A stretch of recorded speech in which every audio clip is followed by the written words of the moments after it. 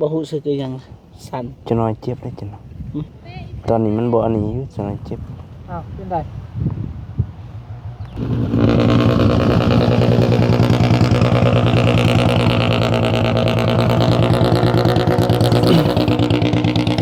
นี่แหละพี่น้องเนาะเดี๋ยวเอา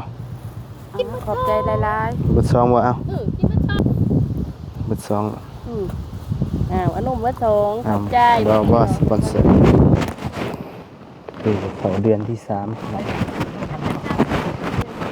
ยังนั่นแหละพี่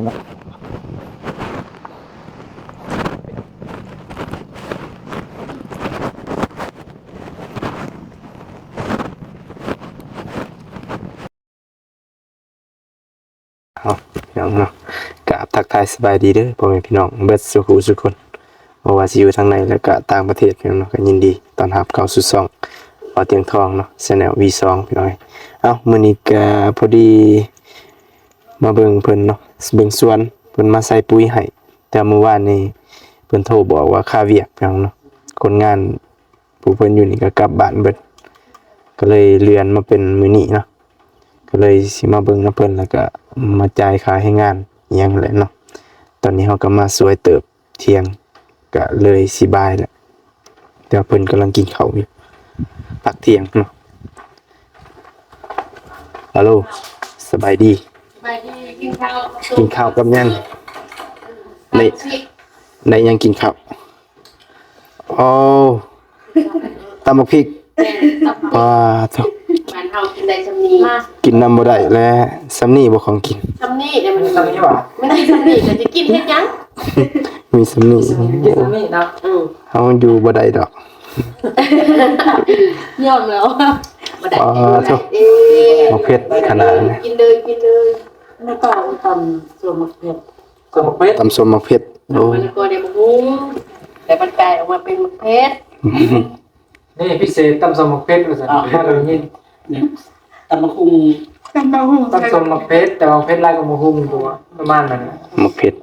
ตำมะเผ็ดใส่มะคุงบ่ตำมะคุงใส่มะเผ็ดตำมะคุงใส่มะพริกหลายขนาดสิมักเนาะเผ็ดเนาะแซ่บบ้านเฮากินได้ซำนี้นี่กันมากเฮ็ดนำบ่ได้แหละจำน้อยๆยอมอ่ะยอมมันเฮ็ดแนวได้ก็คือปกติเนาะปกติบ่จังเลยพ่อเลยกินได้เป็นให้เขากินจะของบ่กิน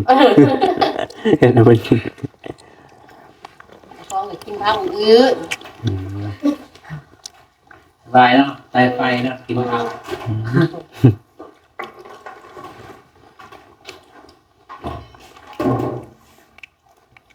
บ่จบ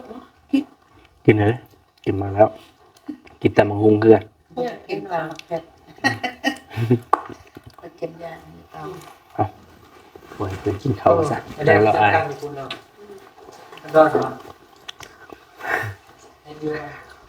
วัดมีอะไรกินวัด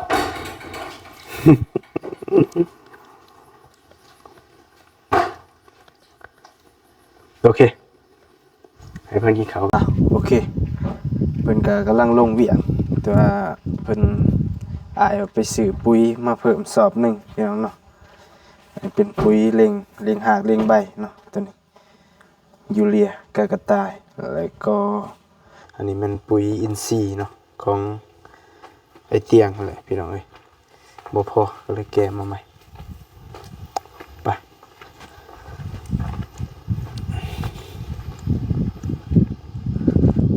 หาคนเอาบ่หลายเพิ่นค่าเวียกเนี่ยกรรมกรกันหาคนยากเพิ่นไปเวียกทางใหม่หลังจากที่เพิ่นเสียหญ้าแล้วมัน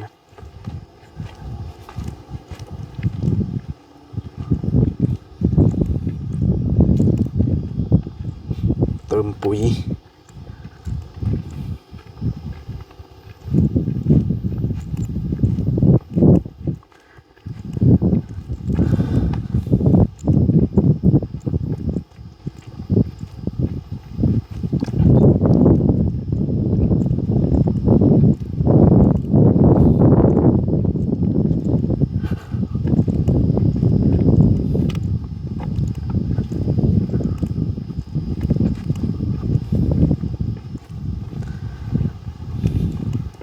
ได้ครึ่งแล้วบ่นี่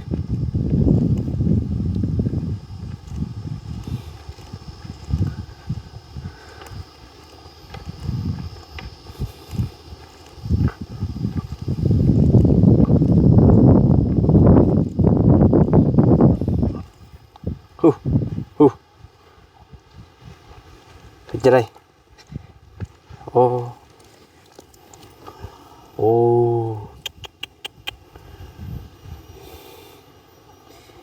ได้แพ้เลยเตะใหม่บ่หรือเตะหินโอ้ใหม่เนาะเกิดอุบัติเหตุแล้วบาดนี้เฮ็ดจังได๋ยาคิ้วก็บ่มี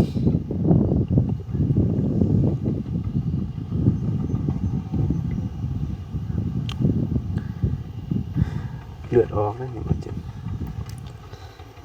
โอ้ยพี่น้องเนาะเตะใหม่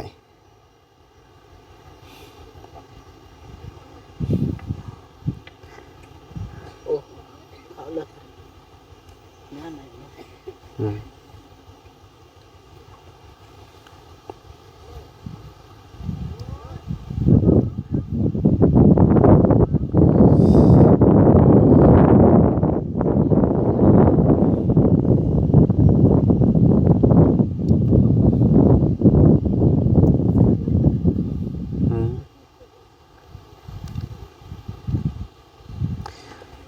เจอไหมแหลมเห็นเนาะเพราะว่าไหมเสียบ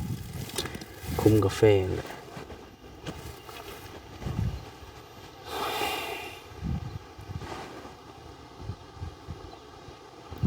จักสิเบิ่งบ่เห็นนะ เห็นอยู่ เดี๋ยวเอาหยาคิ้วมากันเด้อโอ้เอาหยาอันนี้แหละพี่น้องยาหามเลือดนะ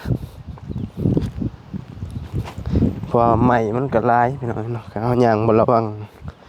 มันเป็นเสียนมาเจ็บพัดจับกล่องเนาะเบิ่งแต่กล่อง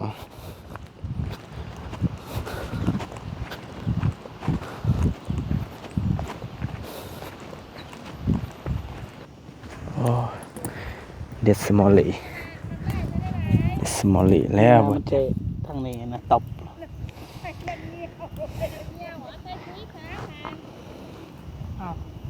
ได้มา4คนได้คน ยัง ยำบ่จะสิยำบ่ยำมันบ่มีน้ำเด็ดสมอลลี่แล้วพี่น้องเนาะ ถึกบ่ บ่พี่นิ่มนี่ บ่รู้สึกอีหยังสั่น จะน้อยเจ็บได้จังเนาะตอนนี้มันบ่อันนี้อยู่จะน้อยเจ็บ อ้าวเป็นได เตะใหม่ใหม่ เด็ดสมอลลี่ ขนาดอยู่ในผมคาดดูเลยเป็นไดมันลอยเขาเลยเนาะ ไปเตะนะเขาทำ เราไป อ๋อ เส้น2เส้นโอเคเดินซื่อๆบ่จ้ากินขนมดีเลย กินขนมก็บ่แซ่บแล้วมันกินหยังก็บ่แซ่บเวนเลยได้แผล มันเจ็บ เดินออกไล่บอกคนไล่ตี ไว้ตันนั่นนะบ่กล้านะ เดิน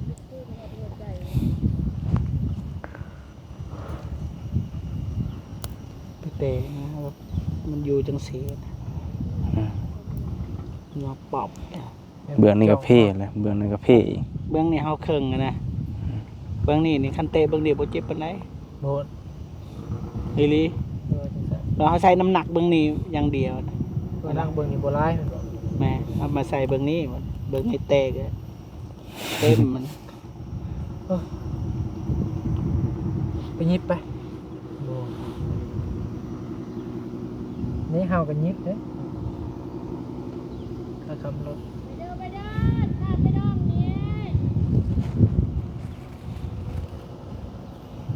ไป ไป ส่ปุ๋ย ยังได้บ่ บ่ ได้แล้วพักผ่อนซะใส่ปุ๋ยหาคนแต่ว่าไอ้ไม้ไปเยี่ยมเพื่อนเนาะหยอดปุ๋ยเก่า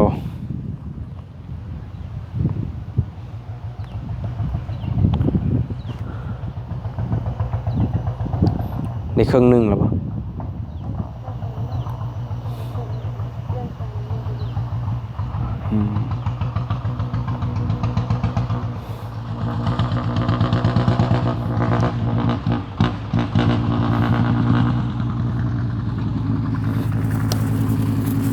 เอากินนม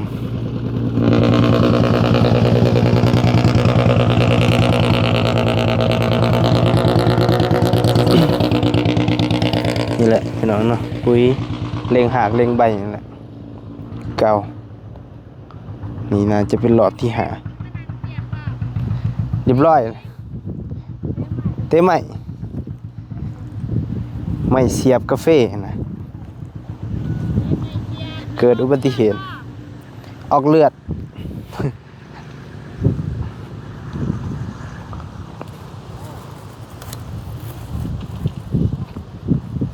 เอาเลยตัวไรเดี๋ยวเอา ขอบใจหลาย บุษซองบ่เอา ๆกินมาทอง บ่เอานุ่ม เพิ่นเสียสุขภาพเพิ่น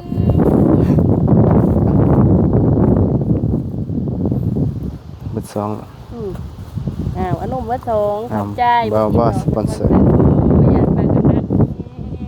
โอ้นั่นบ่ แทนนี่เด้ โอเค good job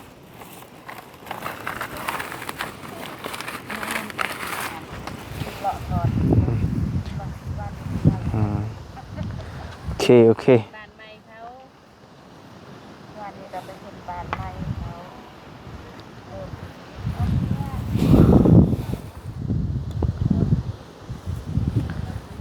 แต่มันเป็นความกระเพื่อม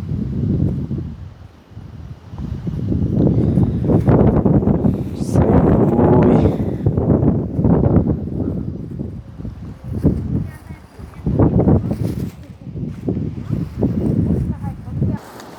ผู้ใส่ผู้ซักก็ซักเนาะใส่ปุ๋ยมันบ่ยากปานใดแล้วก็ใส่คนบ่หลายปานใดพี่น้องบ่คือเสียหยา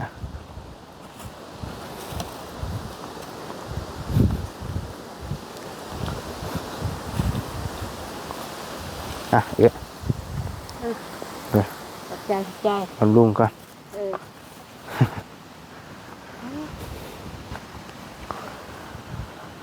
ดิแถวนี้มันบวมหนำแต่ว่าฝนหยุดตกมันก็หนำมันก็ลงพี่น้อยเนาะหนำก็ลงคืนก็บ่มีปัญหาปานใดดอกกาแฟมันทนแน่เนาะกาแฟมันทน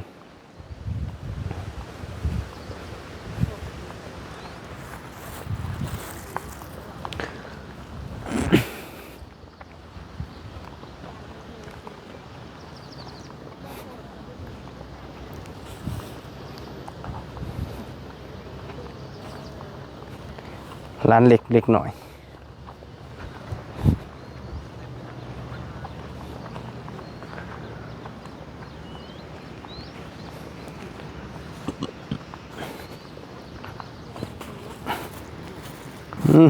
บ้านนี้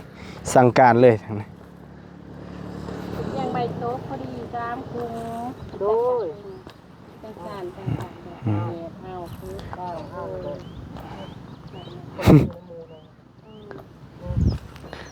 ใบโต๊ะเพราะว่าหากมันจ่ายไปใกล้ๆทั้งนั้นเด้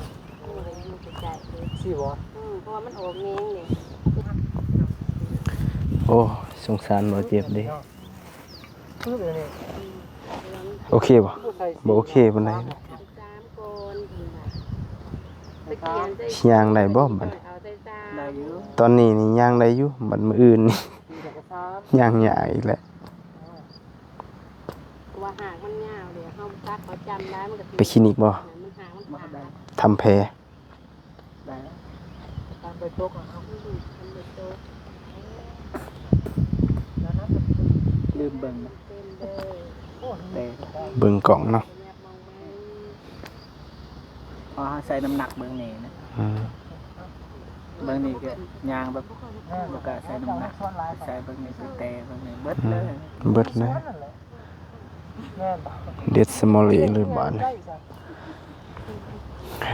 เบิ่ง โอเคเป็นหยังพักผ่อนก่อน เจ็บแห้งบอก โอเคพี่น้องเนาะใส่ปุ๋ยก่อนจับเลยซะเดี๋ยวจะไปล้างเอา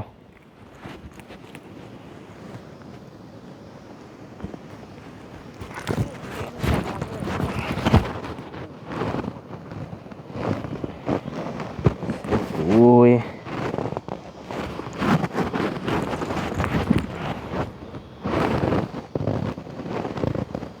ใส่หน่อยๆพี่น้องเนาะใส่ลายแต่ว่าใส่เรื่อยๆก็บ่ค่อยเปลืองปานใดนี่จ้ะ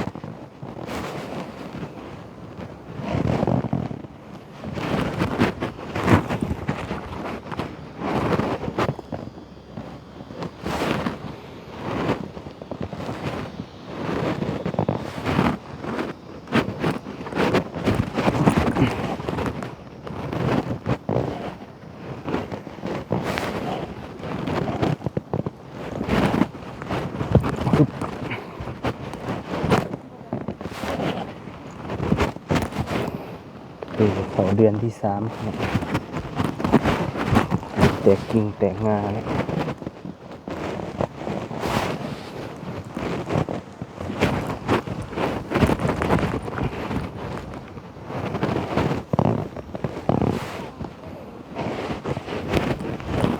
โอเคฮอดปีบ่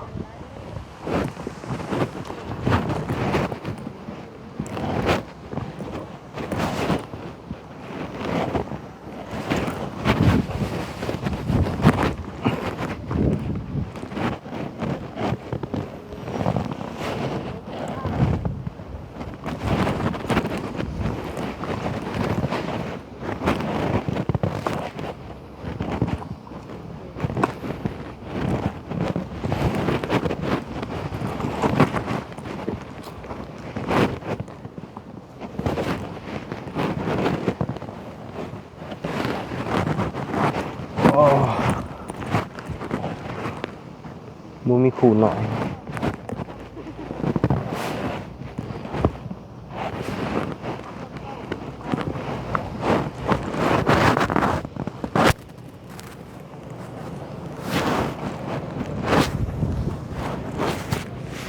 โอเคตอกก่อนยูเรีย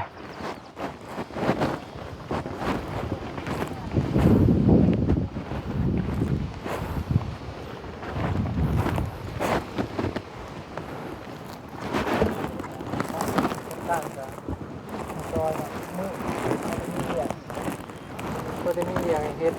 มาตลอด ครับ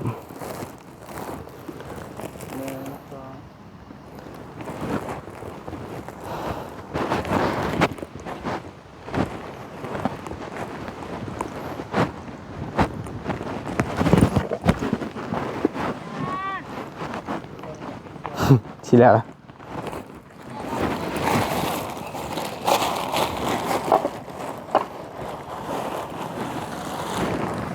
ด้ถ้ามาตีลงมาอีกแล้วผู้หนึง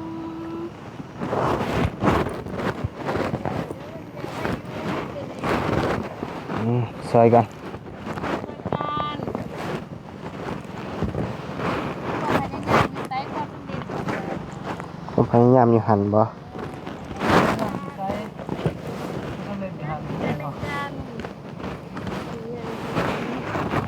พยายามอยู่หันแล้วบ่ หันแล้ว นึงแล้ว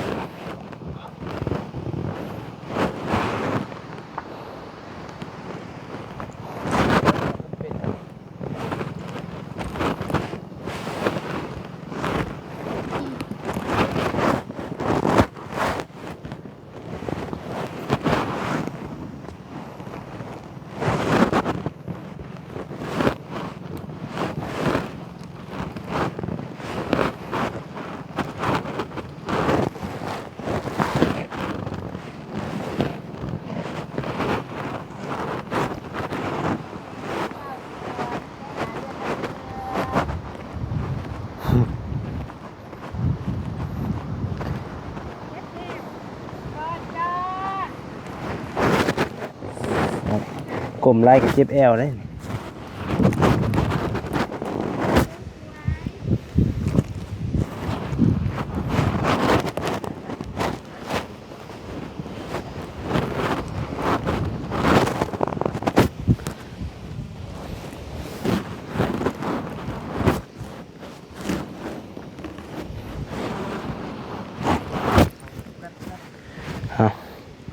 ใส่ปุ๋ยซอยมันก่อนมาเลยคนโบราณเป็นได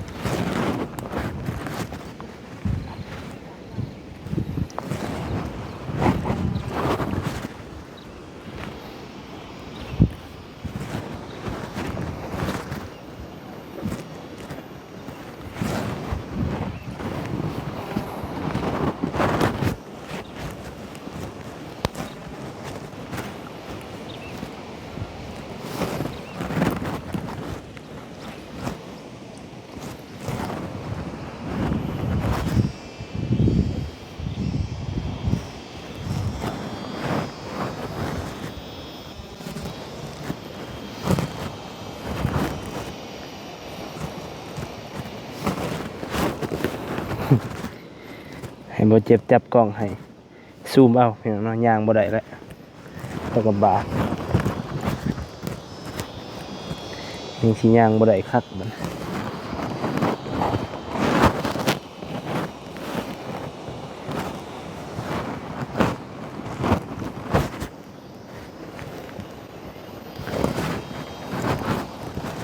แต่ไม่ได้อะไร ใส่ลงไปหลุมนะ ก็ใช้ช่องจะหันมาตัวนี้ปะ เพียงหันมั้งเพียงกกสลีแล้วก็มาอีก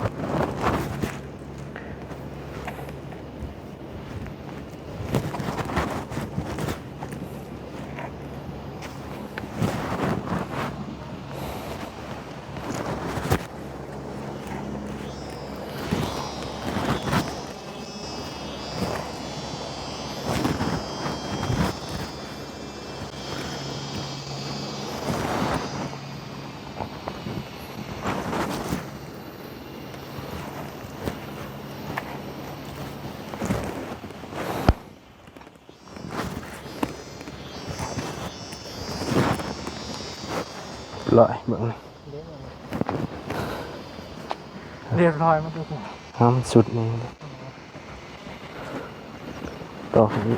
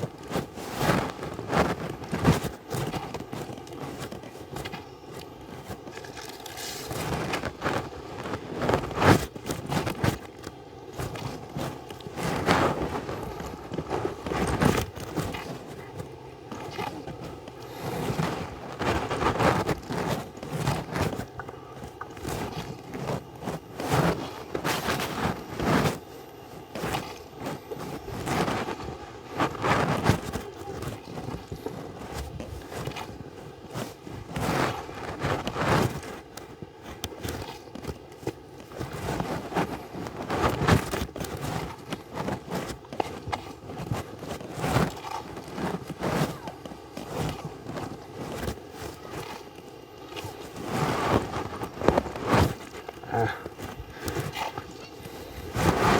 ยังหลายเติบเด้อ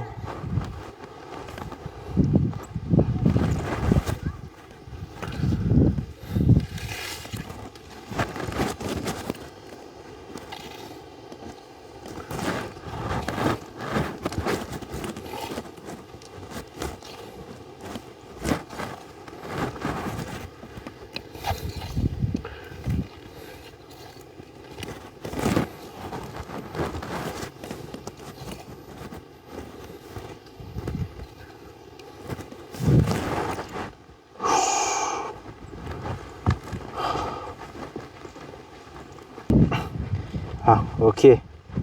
ภารกิจเฮามื้อนี้ก็มาใส่ปุ๋ยเนาะมาเบิ่งเพิ่นใส่ปุ๋ยแล้วเฮาก็ใส่ซอยเพิ่นได้ประมาณ6-7 แถว10 แถวก็สิแล้วล่ะน้อยเนาะยังอีกประมาณ 20% ใกล้ครึ่งมั้งทำซาคำก็น่าสิแล้วล่ะ